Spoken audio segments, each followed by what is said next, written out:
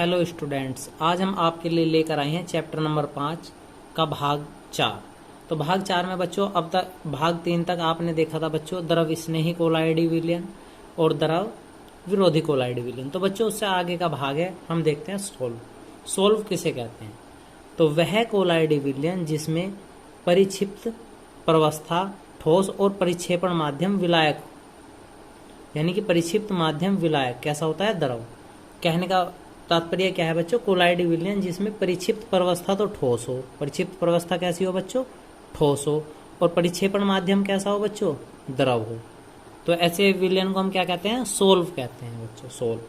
तो यदि परिक्षेपण माध्यम जल से बने, कोलाइडी विलयन हाइड्रोसोल कहलाते हैं। यदि परिक्षेपण माध्यम यानी कि विलायक कैसा हो बच्चों, जल हो, तो विलयन कैसा कहलाएगा बच्चों, हाइड्रोसोल कहलाएगा। यदि परिक्षेपण माध्यम कैसा हो बच्चों, एल्कोहल हो, तो विलयन को हम क्या कहेंगे, एल्कोसोल कहेंगे। ठीक है बच्चों, देखते हैं इसके कुछ उदाहरण में बच्चों स्टार्च है, गोल्ड है आदि के जलीय विलयन में बने कोलाइडी विलयन।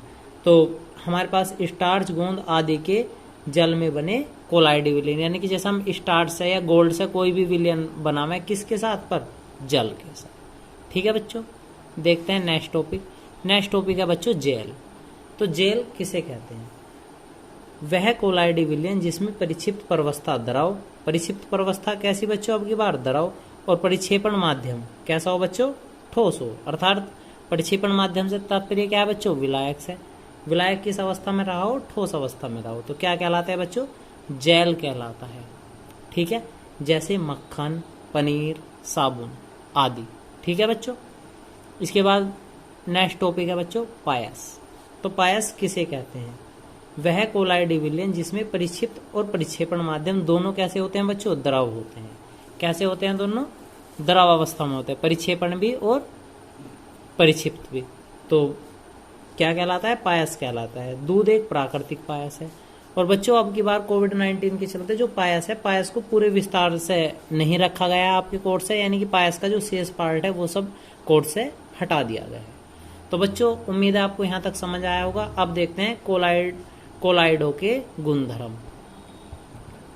तो बच्चों कोलाइडो के गुणधर्म, कोलाइडी विलयनों के गुणधर्म निम्नलिखित हैं। तो बच्चों पॉइंट शुरू करने से पहले हम आपको बता दें, जो कोलाइडो के गुणधर्म हैं ये सभी अलग अलग प्रकार के हैं, और इनमें से हर साल और बार बार परीक्षा में कम से कम 2 पॉइंट्स हर बार पूछ लिए जाते हैं, और अधिकतर टिप्पणी के रूप में पूछता है। ठीक है बच्चों, तो सबसे पहले देखते हैं अणुसंख गुण। अणुसंख्य गुण किसे कहते हैं, कोलाइडी विलयनों में कणों की संख्या अत्यंत कम होती है। कोलाइडी विलयनों में कणों की संख्या कैसी हो बच्चों, बहुत कम होवे, जिसके कारण कोलाइडी विलयनों के अणुसंख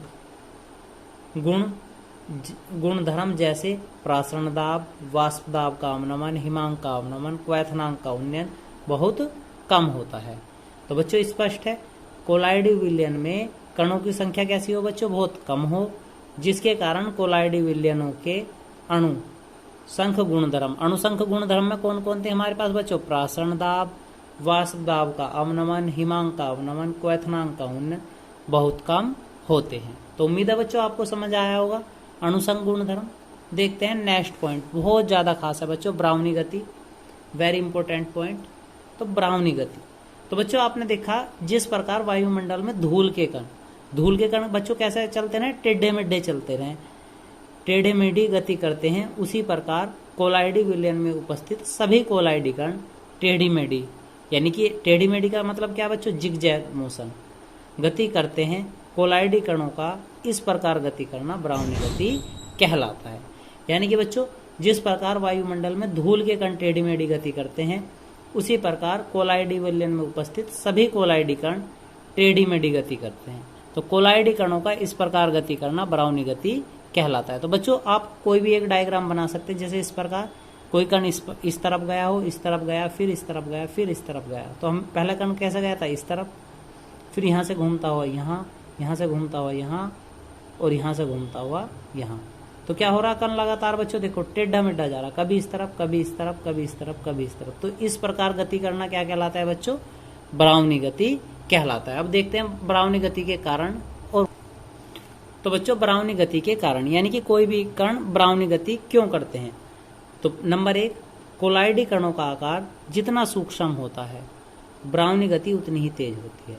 यानी कि कोलाइडी कणों का आकार जितना छोटा होगा ब्राउनी गति क्या होगी बच्चों, कण क्या होगा उतनी ही तेजी से ज्यादा घूमेंगे। नंबर 2, यह गति समय के साथ अपरिवर्तित रहती है। नंबर 3, ताप में वृद्धि के साथ ब्राउनी गति की तीव्रता बढ़ जाती है। यदि हम लगातार इससे क्या करेंगे बच्चों, ताप को बढ़ावेंगे तो ब्राउनी गति भी कैसी हो जाएगी बच्चों, एकदम से बढ़ जाती है। ठीक है बच्चों। नंबर 4, कोलाइडी कणों पर एक जैसा आवेश होने के कारण ये टेढ़ी मेढ़ी गति करते हैं। तो क्यों गति करते हैं ब्राउनी गति, कोलाइडी कणों पर कैसा आवेश रह है बच्चों, एक जैसा आवेश रह है, जिस कारण ये क्या कर रहे हैं, टेढ़ी मेढ़ी गति कर रहे हैं। अगले देखते हैं ब्राउनी गति के उपयोग।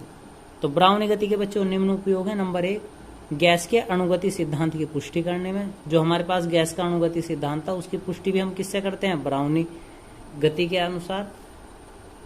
नंबर 2, कोलाइडी निकाय को स्थायित्व प्रदान करने में।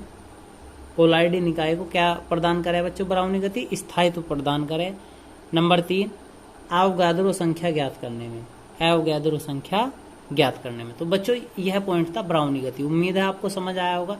अब नेक्स्ट टॉपिक देखते हैं बच्चों, टिंडल प्रभाव। तो बच्चों नेक्स्ट टॉपिक है टिंडल प्रभाव। वेरी इंपोर्टेंट पॉइंट टिंडल प्रभाव भी। टिंडल प्रभाव को हम प्रकाशीय गुण भी कहते हैं। यानी कि किसके कारण हुआ, प्रकाश के गुणों के कारण ही था। जब किसी प्रकाश की किरण पुंज को कोलाइडी विलयन से गुजारते हैं, यानी कि जब हम किसी भी प्रकाश पुंज को क्या करेंगे, कोलाइडी विलयन से गुजारते हैं, तो कोलाइडी विलयन के अंदर एक प्रकाश का चमकीला शंकु दिखाई देता है। क्या हो बच्चों, एक शंकु टाइप का दिखाई देता है, जिसे सर्वप्रथम टिंडल ने 1869 ईस्वी में देखा। यानी कि जिसे सबसे पहले किसने देखा था बच्चों, टिंडल ने 1869 ईस्वी में देखा था, जिस कारण इसे टिंडल शंकु कहते हैं तथा यह घटना टिंडल प्रभाव कहलाती है। तो क्या क्या रहा बच्चों, जब किसी प्रकाश पुंज को कोलाइडी विलयन से गुजारते हैं तो कोलाइडी विलयन के अंदर प्रकाश का एक चमकीला शंकु दिखाई देता है, जिसे सर्वप्रथम टिंडल ने 1869 ईस्वी में देखा, जिस कारण इसे टिंडल शंकु कहते हैं तथा यह घटना टिंडल प्रभाव कहलाती है। ठीक है बच्चों, उम्मीद है आपके समझ आया होगा। आगे देखते हैं। तो बच्चों चित्र के द्वारा समझते हैं। यह हमने एक बी कर लिया, जिसमें हमने पहले से क्या डाला बच्चों, कोलाइडी विलयन डाल रखा है, और यहाँ से हम क्या कर रहे हैं, प्रकाश पुंज यानी कि प्रकाश पहुंचा रहे हैं, और ऊपर से हम अति सूक्ष्मदर्शी की सहायता से देख रहे हैं। तो जब हम इसमें बच्चों कोलाइडी विलयन में को क्या करते हैं, प्रकाश पुंज को गुजारते हैं, तो ऊपर की तरफ से हम देख रहे थे लगातार, और हमें क्या रहेगा बच्चों, जो शेष स्थान है इस पे तो क्या रहेगा, सब पे अंधेरा रहेगा। पर यहाँ पे देखो, आप देख पा रहे बच्चों, ये एक शंकु बन गया, बना ना ये वाला शंकु, इस तरफ से इस तरफ तक जाते में ये शंकु, इस तरफ शंकु। तो इस वाले शंकु को हम क्या कहें हैं बच्चों, टिंडल शंकु कहें। क्या शंकु कहा जाए बच्चों, टिंडल शंकु। फिर से समझते हैं, जो एक बी करता है, इस पर हमने एक अति सूक्ष्मदर्शी लगाई। जब प्रकाश पुंज को कोलाइडी विलयन से हम गुजार रहे हैं तो हमें ये शंकु दिखाई दे रहे हैं, एक ये वाला शंकु इस तरफ, एक ये वाला। तो इन शंकु को हम क्या कहें बच्चों, टिंडल शंकु कहें। और ये पूरी घटना क्या कहलावे बच्चों, टिंडल प्रभाव। तो बच्चों अब देखते हैं टिंडल प्रभाव के कारण। तो बच्चों टिंडल प्रभाव के दो कारण थे। नंबर 1, टिंडल प्रभाव की यह घटना प्रकाश के प्रकीर्णन के कारण हुआ। किसके कारण हुआ बच्चों, प्रकाश के प्रकीर्णन के कारण। सभी बच्चे जानते हैं प्रकाश के प्रकीर्णन की खोज किसने की थी बच्चों, डॉक्टर CV रमन ने। नंबर 2, कोलाइडी विलयन के कणों के आकार प्रकाश की तरंग दैर्ध्य से कम होते हैं। जो कोलाइडी विलयन के कणों का आकार हो वो क्या हो, प्रकाश के तरंग दैर्ध्य से बहुत ज्यादा कम होता है। ठीक है बच्चों। अब नेक्स्ट टॉपिक देखते हैं बच्चों, वैद्युत कण संचलन। तो बच्चों वैद्युत कण संचलन कहते किसे हैं, तो बच्चों वैद्युत कण संचलन हम जानते हैं कि कोलाइडी विलयन उदासीन होता है। जो हमारे पास कोलाइडी विलयन हो बच्चों वे कैसे हो, उदासीन हो, लेकिन उनमें उपस्थित सभी कोलाइडी कणों पर एक जैसा आवेश हो। पूर्व में भी हमने पढ़ा था पहले वाले में, कैसा होता आवेश बच्चों, एक जैसा आवेश होता है। और जब ये कण विद्युत क्षेत्र में प्रवेश करते हैं तो गतिशील हो जाते हैं। यदि हम इन सभी कोलाइडी कणों को क्या करें बच्चों, विद्युत क्षेत्र में रखें, प्रवेश कराएंगे, तो ये क्या हो जाए, गतिशील हो जाए। अतः कोलाइडी कणों का विद्युत क्षेत्र में गतिशील होना इनका क्या होना बच्चों, अतः कोलाइडी कणों का वैद्युत क्षेत्र में गतिशील होना क्या कहलावा, वैद्युत कण संचलन कहलाता है। क्या कहलावा बच्चों, वैद्युत कण संचलन कहलाता है। यदि सभी कोलाइडी कण कैथोड की तरफ गति करें, यदि सारे के सारे कण बच्चों किसकी तरफ को जाए, कैथोड, कैथोड किसे कहें बच्चों, माइनस वाले, किसे कहें, माइनस वाले, कैथोड की तरफ गति करते हैं तो इसे धन कण संचलन कहते हैं। क्या कहें बच्चों, धन कण संचलन। धन क्यों कहें, क्योंकि सभी किसकी तरफ को जा रहे बच्चों, माइनस वाले की तरफ को जा रहे। माइनस वाले की तरफ को कौन से कण जाएंगे बच्चों, जिन पे प्लस का चार्ज होगा, तो इसलिए क्या कहें इन्हें धन कण संचलन कहते हैं।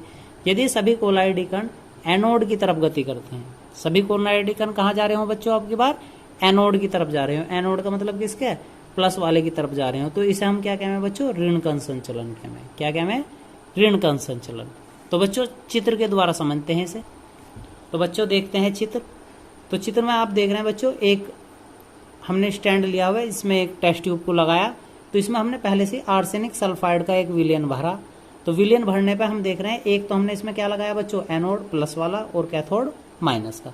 जैसे ही हम इसमें एकदम से वैद्युत क्षेत्र यानी कि एकदम से करंट प्रवाहित करेंगे तो होगा क्या बच्चों, आर्सेनिक सल्फाइड के जो कण वाले कोलाइडी विलयन थे वो सभी क्या होंगे बच्चों, धीरे धीरे गति करके किसकी तरफ आना शुरू कर देंगे, एनोड की तरफ आ जाएंगे। तो सभी माइनस वाले कण क्या हो रहे बच्चों, एनोड की तरफ आ रहे। तो सभी कण एनोड की तरफ आने पर कौन सा संचलन होगा बच्चों, ऋण कण संचलन होगा। यदि ये सभी कण किस पाते रहते बच्चों, कैथोड की तरफ आते, तो हम इसे क्या कहते, धन कण संचलन कहते। तो बच्चों अब देखते हैं कुछ विलयन जो ऋण कण संचलन और धन कण संचलन के उदाहरण है।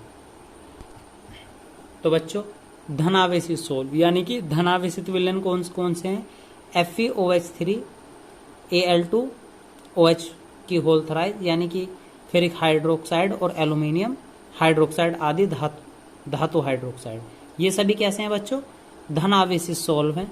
और ऋणावेशित सोल में आप देख रहे हैं Au, Ag, Pt, Cu आदि धातुओं के सोल्व तथा जिलेटिन, रक्त, सल्फर, धुआं आदि, ये सब कैसे हैं बच्चों, ऋणावेशित सोल्व हैं। यानी कि ये कहाँ आवेशित होंगे, ऋण की तरफ से।